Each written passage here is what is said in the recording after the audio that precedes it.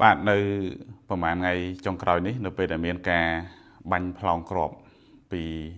កងទ័ពថៃចូលនៅក្នុងស្រុកមួយចំនួននៅខេត្តសៀមរាបមានការសួរការជជែកពីមិត្តភ័ក្តិខ្ញុំមួយចំនួននៅតាមតំបន់ផ្សេងៗពេលខ្លះក៏គាត់និយាយលេងពេលខ្លះក៏គាត់បារម្ភមែនគាត់សួរថាតើត្រៀមខ្លួនរត់ទេអីឬក៏ទៅណេះទៅណោះហីខ្ញុំពេលដែលឮអញ្ចឹងខ្ញុំគិតចេះគិតពីរទីមួយសួរថារត់ទៅណាប៉ុន្តែចំណុចមួយដែលគិតថាចំណុចធំគឺយើងគិតថាវាមិនអាចទេព្រោះនៅទីរួមខេត្តសៀមរាបមនុស្សច្រើនមើលអីហើយប្រាសាទច្រើនសម្បត្តិប្រាសាទជាសម្បត្តិបេតិកភណ្ឌពិភពលោកហើយមានភ្ញៀវទេសចរចម្រុះច្រើនអញ្ចឹងគិតថាវាមិនអាចទេប៉ុន្តែចិត្តមួយទៀតក៏គិតថាយើងគិតថាមិនអាចនោះក៏វាកើតមានឡើងដែរយើងមើលសំបីតែព្រឹត្តិការណ៍ផ្ទុះលើកទី2ឬក៏លើកទី1នេះថ្នាក់ដឹកនាំយើងក៏បានលើកឡើងថាមិននឹកស្មានថាថៃហ៊ានបំពេញទាំងកំរោលអញ្ចឹងដែលបង្វែរស្ថានភាពនយោបាយផ្ទៃក្នុងមកដាក់បន្ទុកលើកម្ពុជាអញ្ចឹងទៅតែគិតថាមិននឹកស្មានហើយបើយើងមើលថយក្រោយបន្តិចមានរឿងជាច្រើនទៀតដែលកើតឡើងជាពិសេសនៅក្នុងសម័យខ្មែរក្រហមទាំងពលរដ្ឋនៅមុនសម័យខ្មែរក្រហមកើតឡើងក៏ដូចជាពលរដ្ឋកើតក្រោយសម័យខ្មែរក្រហមនៅតែមិននឹកស្មានថាហេតុអីបានរបបដែលគេហៅថាឈួតលីលាកើតឡើងសម្រាប់ពលរដ្ឋឯងហើយសម្រាប់បណ្ឌិតបញ្ញវន្តដែលគេតែងតែកសាងគេតែងតែចង់បានបណ្ឌិតបញ្ញវន្តប៉ុន្តែបែរជាមានរបបនេះកើតឡើងហើយបដោះមនុស្សឲ្យងប់ងល់នឹងនិន្នាការរបស់រដ្ឋអំណាចរហូតដល់លេងគិតសិលធម៌សម្រាប់ឪពុកម្ដាយឯងអីចឹងទៅដើម្បីស្មោះមកអង្គការនៅក្នុងពេលដែលចម្លៀសចេញពីរាជធានីភ្នំពេញមនុស្សជាច្រើនទៀតក៏និយាយថាពួកគាត់គិតថាទៅតែ2-3ថ្ងៃឯងគាត់នឹងវិលមកវិញហើយគាត់មិននឹកស្មានថាខ្មែរក្រហមរុញគាត់ចេញរហូតជាល្បិចបោកប្រាស់ហើយធ្វើឲ្យគាត់ស្លាប់គ្នាច្រើនដូចជាសភៅមួយរបស់លោកពិនយ៉ាថៃគាត់លើកឡើងថាគាត់ដេកស្ដាប់ក្របណាដែលបានចូលក្រុងគាត់មិននឹកស្មានថាខ្មែរក្រហមធ្វើបាបពលរដ្ឋឯងអញ្ចឹងហើយចម្លៀសពលរដ្ឋចេញពីក្រុងបែបហ្នឹងរហូតដល់គ្រួសារគាត់ច្រើនអ្នកស្លាប់ម្ដងម្នាក់រហូតអស់សល់តែគាត់ម្នាក់ឯងអញ្ចឹងអានេះគាត់ចង់សបញ្ជាក់ឡើងវិញថាអ្វីដែលយើងគិតថាមិនអាចក៏យើងទុកបើកច្រកមួយថាអាចដែរដែលយើងគិតថាវាអាចនឹងកើតឡើងណាអញ្ចឹងចំណុចហ្នឹងពេលដែលខ្ញុំចេះស្ដាប់មជ្ឈដ្ឋាននានាឬក៏មិត្តភ័ក្តិដែលគាត់បារម្ភពីយើងខ្ញុំសួរថាចុះបើរត់ទៅណាឥឡូវទីដូចនៅខាងភូមិដែរនៅអូស្មាច់នៅខាងបឹងតគួននៅសពើលូនអីនៅក្បែរភូមិដែរហ្នឹងគាត់រត់មកក្នុងរត់នៅតាមខេត្តមួយចំនួនទៀតយើងដឹងបច្ចុប្បន្នហ្នឹងខេត្តចំនួន7ហើយដែលថៃកំពុងតែវាយលុកហើយឃើញមានការលំបាកច្រើនទាំងស្លាប់បាត់បង់ជីវិតទាំងភាពសោកសង្រេងរបស់កុមារអត់បានចូលរៀនខ្វះអាហារធម្មតាវាមិនបានដូចនៅផ្ទះទេទោះមានស្បៀងទៅដល់ការដេកពួនអីវាមិនបានដូចនៅផ្ទះខ្លួនឯងអញ្ចឹងគាត់ចេញពីមួយកន្លែងមកអញ្ចឹងទៅស្រាប់តែបាញ់ផ្លោងដល់តំបន់ហ្នឹងគាត់ទៅមួយកន្លែងទៀត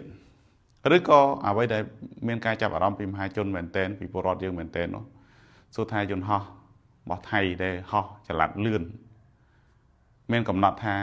អាចហោះបានដល់ត្រឹមនេះហើយអត់ហោះទៅដល់ត្រឹមនោះទៀតអត់អញ្ចឹងខ្ញុំសួរខ្លួនឯងថាបើសិនបើខ្ញុំរត់ពីតំបន់នេះឧទាហរណ៍ទៅខេត្តទៅស្រុកមួយទៀតឬក៏ទៅខេត្តមួយជាប់នឹងខេត្តកំពង់ធំអញ្ចឹងចុះបើសិនបើហោះដល់កំពង់ធំខ្ញុំរត់ទៅណាទៀតដោយសារតែអំណាចនៃការហោះនេះប្រហែលដូចជាទម្លាក់រយៈពេលជិត20ថ្ងៃកន្លងមកនេះនៅក្នុងខែធ្នូនេះឆ្នាំ2025ហ្នឹងគឺហាក់ដូចជាគាត់ទម្លាក់សឹងថាស្រេចតែក្បាលបាល់គាត់ចល័តចុះចល័តឡើងអញ្ចឹងសួរថាយើងរត់ទៅណាអញ្ចឹងមានហេតុផលមួយពីរទៀតដែលខ្ញុំគិតថាដូចមិនបាច់រត់ទេឬក៏តាំងចិត្តថាមិនបាច់រត់តែម្ដងសួរថាបើយើងកាន់តែរត់វាអត់ដឹងរត់ទៅណាទី2ចុះបើយើងដូរជារបៀបវិញថាពេលដែលស្ថានភាពឡើងកើតឡើងយើងរៀបចំអ្នកដែលមានហានិភ័យដូចជាកុមារតូចឬជាចាស់ជរាអ្នកមានជំងឺគាត់នៅកន្លែងមានសុវត្ថិភាពខ្ញុំឃើញទោះជាថៃទាំងកំរោលទាំងបំពេញប៉ុន្តែក៏ពួកគាត់អាចថាប្រយ័ត្នប្រយែងក្នុងតំបន់ដែលមានជនស៊ីវិលរស់នៅច្រើនដែរគាត់បាញ់លក្ខណៈបំភ័យច្រើនជាងធ្វើឲ្យជនស៊ីវិលស្លាប់ ពួកគាត់ត្រូវទទួលខុសត្រូវចំពោះច្បាប់អន្តរជាតិតែបាត់តែប្រព័ន្ធនេះដែលគាត់បាញ់បំផិត20កន្លងមកធ្វើឲ្យពលរដ្ឋខ្មែរជនស៊ីវិលស្លាប់ប្រមាណ20នាក់ជាងនឹងហើយនៅតែរហូតដល់ពេលនេះគាត់នៅតែស្ថិតក្នុងកម្រិតមួយដែលប្រឈមខ្ពស់ដែរប្រឈមដែលមានការថ្កោលទោសពីសហគមន៍អន្តរជាតិជាច្រើនកើតឡើងហើយគាត់ក៏អាចក្លាយទៅជាបុគ្គលឬក៏មេដឹកនាំប្រមាណនេះក្លាយជាបុគ្គលដែលជាប់នៅក្នុងឧក្រិដ្ឋកម្មដែលបំពេញទៅលើជនស៊ីវិលយើងអាចបដិងផ្ដាល់នៅពេលខាងមុខអានេះយើងគិតតែពេលកន្លងមកផងចុះបើពេលនៅខាងមុខបើសិនគាត់នៅតែបំពេញទៀតអញ្ចឹងយើងអាចជ្រើសរើសវិធីមិនរត់ទេដោយមានជាត្រង់សេដោយមានផ្ទះនៅកន្លែងណា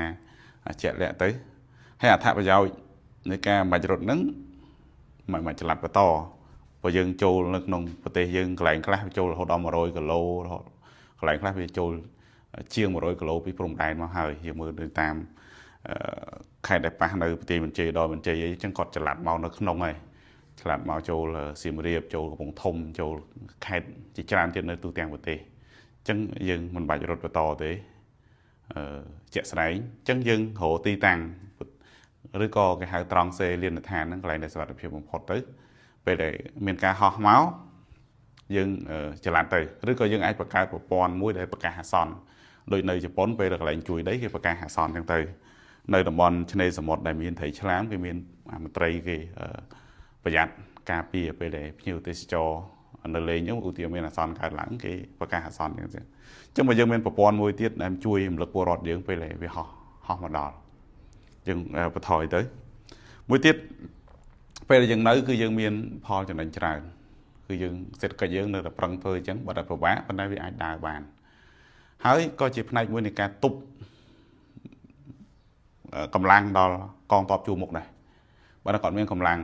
នៅមុខកម្លាំងហ្នឹងបើកម្លាំងគាត់ត្រូវការពារបដូរផ្ដាច់ជាមួយពលរដ្ឋមួយគ្នាហ្នឹងហើយស្បៀងដែលចង់ផ្គត់ផ្គង់ទៅពួកគាត់ក៏អាចលឿនដែរវាអាចលឿនហើយវាកាត់បន្ថយពលរដ្ឋទៅជុំគ្នាទីតាំងណាមួយដែលមានភាពច្បោកច្បល់ខ្លាំងដល់តែឥឡូវគាត់យើងរុញកាន់តែរុញកាន់តែដកឃ្លាគេកាន់តែរុញកាន់តែដកឃ្លាកាន់តែរុញអញ្ចឹងវាទៅដល់ទីតាំងកាន់តែច្រើនវា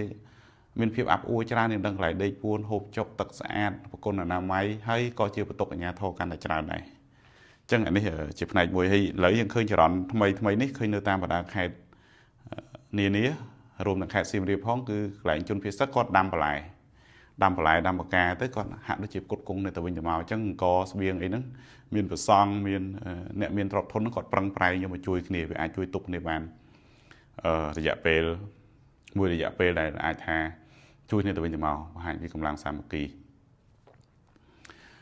តកតងជាមួយការនៅក្នុងទីតាំងកន្លែងជាក់លាក់នឹងមួយទៀតវាក៏ជាផ្នែកមួយដែលចង់និយាយថាវាតកតងជាមួយមូលដ្ឋានវាតកតងមួយលំនឹងកងទ័ពនឹងហើយក៏វាជាការបង្ហាញថាយើងមានគោលចំហហើយមិនមែនថៃឈ្លានពានចូលទីតាំងស្រីទៅចិត្តទេយើងមើលថាបច្ចុប្បន្នហោះយន្តហោះចូលបានមែនប៉ុន្តែទីតាំងនៅជើងគោកទីតាំងនៅព្រំមណ្ឌលគាត់ពួកថៃអត់អាចរុលមកបានរួចទេយើងមើលជាក់ស្ដែងអញ្ចឹងក្នុងស្ថានភាពដែលយើងមើលភាពអាចថាយើងរៀងទុនខ្សោយបន្តិចខាងទ័ពអាកាសក្នុងការទប់ប៉ុន្តែវាជាមោទនភាពមួយនៃភូមិដែនដែលពួកគាត់ខំទប់ទល់អាចថាវាជាតាក់ទិចជាយុទ្ធសាស្ត្រយ៉ាងណាជាបច្ចេកទេសរបស់កងទ័ពប៉ុន្តែយើងមើលជាក់ស្ដែងគឺពួកគាត់អត់អាចរុលមកបានឧទាហរណ៍ថារុលមកស្រុកនេះមកឃុំនេះមកតំបន់នេះគឺអត់ទាន់អាចកាន់កាប់បានទេតែបើតែជាក់ស្ដែងកន្លងមកឃើញបឹងតកួនឬក៏តំបន់មួយចំនួនហ្នឹងគឺថៃដោតទង់ជាតិបន្តិចឲ្យខ្មែរទៅដកយកវិញអញ្ចឹងជាការឆ្លុះបញ្ចាំងថាវាជាគ្រឹះមួយដែលថៃអត់អាចរុញនំកិលអីបានស្អីជាចិត្តទេសួរថាចុះបើយើងអត់កិច្ចយើងអត់ទៅណាអញ្ចឹងយើងប្រឈមគ្រោះថ្នាក់អីចឹងយើងឃើញការស្លាប់ការរបួសបើយើងមើលជ្រុងមួយនៃស្លាប់ហើយរបួសបើយើងជឿទៅលើហេតុផលកម្មផលឬក៏ការប្រឹងប្រែងរបស់យើងប្រយ័ត្នអស់លទ្ធភាពទៅហើយមួយទៀតទោះជាសង្គ្រាមមិនមកដល់ការគ្រោះថ្នាក់ការបាត់បង់ជីវិតវានៅតែកើតមានរាល់ថ្ងៃដែរដោយគ្រោះថ្នាក់ចរាចរណ៍ដូចអ្នកខ្លះក៏ធ្លាក់ដើមឈើធ្លាក់អាគារអ្នកខ្លះក៏អួលបាយស្លាប់ខុសភាពប្រកបអានេះយើងអត់និយាយថាដល់អាយុកាលចាស់ឈឺណានិយាយអាភាពចៃដន្យក៏វាកើតមានសឹងតែរាល់ថ្ងៃដែរអញ្ចឹងបើយើងប្រយ័ត្នឲ្យអស់លទ្ធភាពបំផុតទៅហើយយើងមិនភ័យខ្លាចពេកទេ giật đó là được phiếu thằng hai cùng của má đó nè bên ca này non vì nhà thô rồi còn nè chồng điên phiếu thang ông màu này cùng chênh tầm bón này cùng chênh lư sỉ nhà này của rốt tới cái lại vật phiếu chắc nhưng sẽ đáp là ca này non chẳng tới hay bữa sân bao vì riêng này của thằng một đó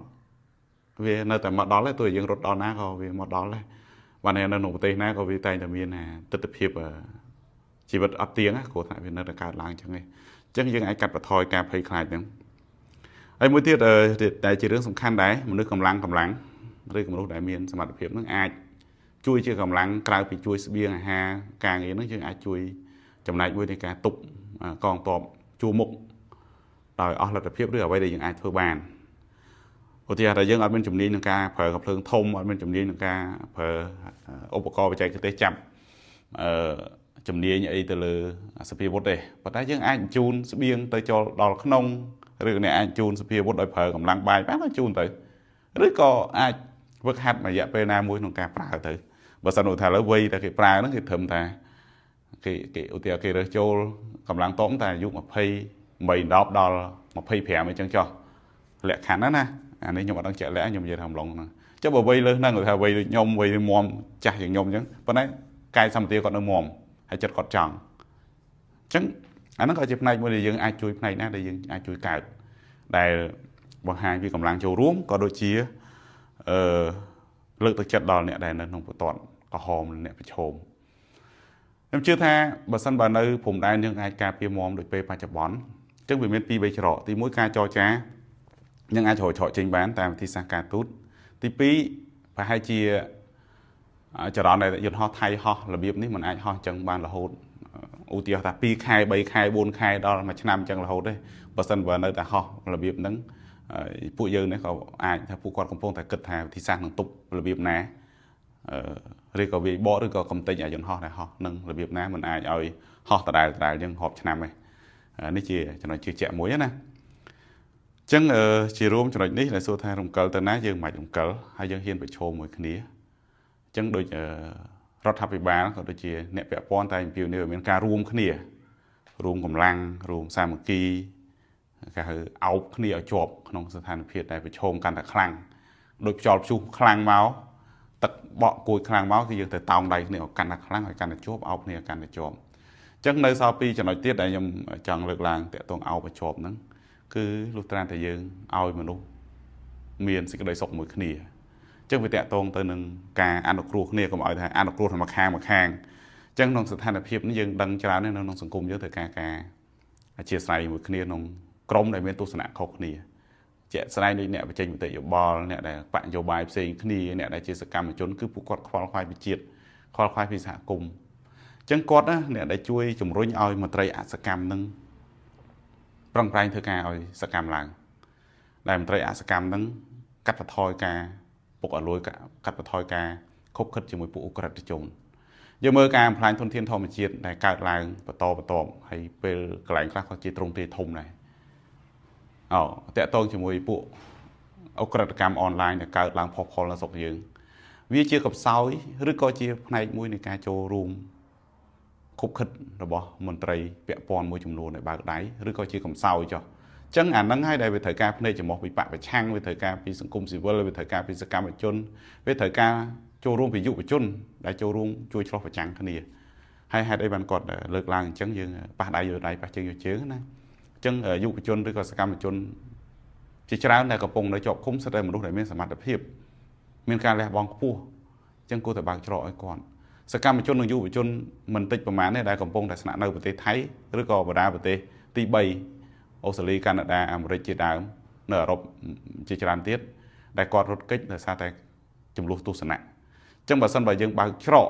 ឲ្យពួកគាត់នឹងអាចវិលត្រឡប់មកស្រុកខ្មែរវិញគាត់អាចរស់នៅជុំគ្នាគាត់អាចរួមគ្នាគឺជារឿងល្អដែលការពូតផ្ដុំកម្លាំងគ្នាក្នុងការធ្វើការក្នុងការទប់ទល់នឹងបញ្ហាខាងក្រៅចំណុចមួយទៀតតកតងទៅនឹងចំពោះមុខយើងហៅថារីកចម្រើនទៅមុខហើយក៏វះកាត់បដាព្យាបាលបដាដែរមន្ត្រីពុកអលួយមន្ត្រីដែលអសកម្មគឺมันអាចរងចាំដល់ពេលណាបានធ្វើទេគួរធ្វើពីឥឡូវបដាតាមអ្វីដែលអាចធ្វើទៅបានទៅមន្ត្រីខ្លះគាត់សោកប៉ាន់គាត់ចង់បានតួនាទីតាមបពុះដើម្បីផលប្រយោជន៍ហ្មង គឺគាត់យកទៅគាត់កើបយកមកវិញមកគាត់ពុកក៏លុយគាត់ធ្វើអីក៏បានដែរអញ្ចឹងយើងឃើញកន្លងមកក៏រដ្ឋាភិបាលចាត់វិធានការហោហែដែរអ្នកខ្លះចំណាយលុយរហូតដល់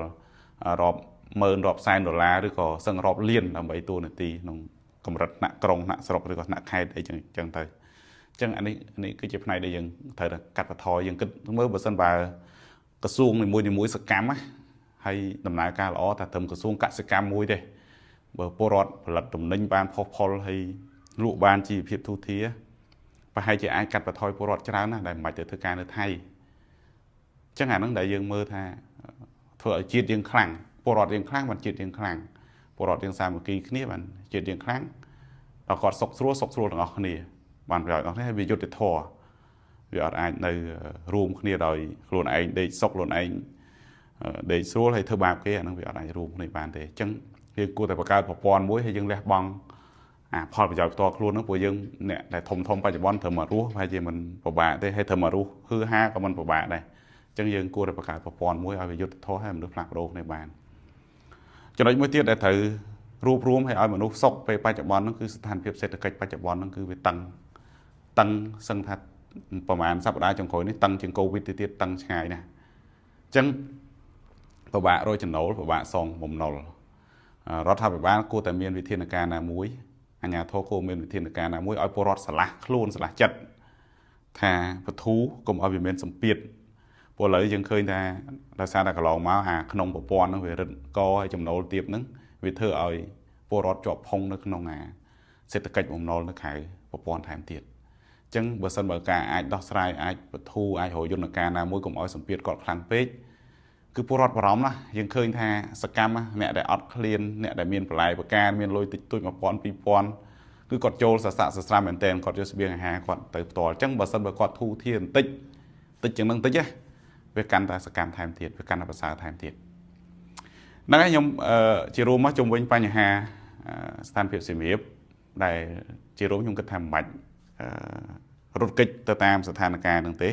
ហើយមិនមែនខេត្តសៀមរាបទេតំបន់ខេត្តមួយចំនួនទៀតដែលយើងដល់ទីតាំងមួយដែលថាមិនរត់បន្តទេគួរតែរកវិធីសាស្ត្រណាឈរទីតាំងហ្នឹងឬក៏ជំលះតែអ្នកដែលទុនខ្សោយចាស់ជរាអ្នកជំងឺនឹងចេញទៅទុកដែលអ្នកមមធ្វើការធម្មតាប្រកបអាជីវកម្មតាមដុសធ្វើការធម្មតាអញ្ចឹងទៅតឹងខ្លាំងរត់អញ្ចឹងទៅតឹងខ្លាំងយើងរកកន្លែងមានសុវត្ថិភាពអញ្ចឹងទៅហើយមួយទៀតសាមគ្គីធូរថយទៅដោះលែងអ្នកដែលជាប់ឃុំដែលបញ្ចេញមតិយោបល់អ្នកដែលគិតពីជាតិដូចតែគ្នាទៅហើយសំខាន់ពួកអ្នកមានសមត្ថភាពអញ្ជើញគាត់មកធ្វើការហើយកុំគិតតួនាទីកុំហួងហែងតួនាទីនឹងពេកព្រោះចាស់តិចទៀតស្លាប់អស់គ្នាទេគ្មានអ្នកឯងតួនាទីធំប៉ុណ្ណាអត់ស្លាប់ជៀសផុតពីជំងឺមហារីកជំងឺទឹកនោមផ្អែមហ្នឹងទេកុំឆ្ងាញ់យ៉ាងអីហ្នឹងពេកវាគ្មានការពារសាកសពខ្លួនឯងមិនឲ្យរលួយមិនឲ្យស្អុយមិនឲ្យតកើចាក់បានទេអញ្ចឹងគួរបង្កើតប្រព័ន្ធមួយសម្រាប់កូនចៅខ្លួនឯងដែលមានកូនចៅឃើញអ្នកធំខ្លះកូនចៅច្រើនហងអញ្ចឹងកុំបំផ្លាញប្រព័ន្ធអប់រំយ៉ាត់វេទនារបស់កូនចៅប្រព័ន្ធដឹកនាំប្រព័ន្ធអប់រំយ៉ាត់វេទនារបស់កូនចៅខ្លួនឯងហើយចុងក្រោយគិតសេដ្ឋកិច្ចពលរដ្ឋដែលគ្នាកំពុងលំបាកកំពុងប្រឈមហ្នឹងគឺធ្វើមិនឲ្យគ្នាមានចំណូលថែមហើយបទូបថយយន្តការដោះស្រាយបំណុលហ្នឹងទៅកុំឲ្យស្កត់កគ្នាម្នាក់មុខឡើងចង់ដូចគេចងយកទៅបាញ់ចោលហើយអញ្ចឹងវាគ្មានកម្លាំងណាក្នុងការចេះតែរស់សាមគ្គីពួកគ្នាងើបរួចក្នុងសាមគ្គីមិនអាហ្នឹងដល់យើងមើលដូចខ្លួនយើងឲ្យចង់សាមគ្គីមិនបើសរសៃឈាមអត់ដើរជើងវាស្វិតហើយណាអញ្ចឹងវាអត់អាចសហការមួយយើងបានទេផ្នែកទាំងអស់ហ្នឹងណាបាទអរគុណនេះគ្រាន់ជាកំណត់ខ្ញុំមួយក្នុងស្ថានភាពបច្ចុប្បន្នសង្ឃឹមថាបានជាប្រយោជន៍ក្នុងការចូលរួមចំណែកដោះស្រាយបញ្ហាសង្គមបាទសូមអរគុណ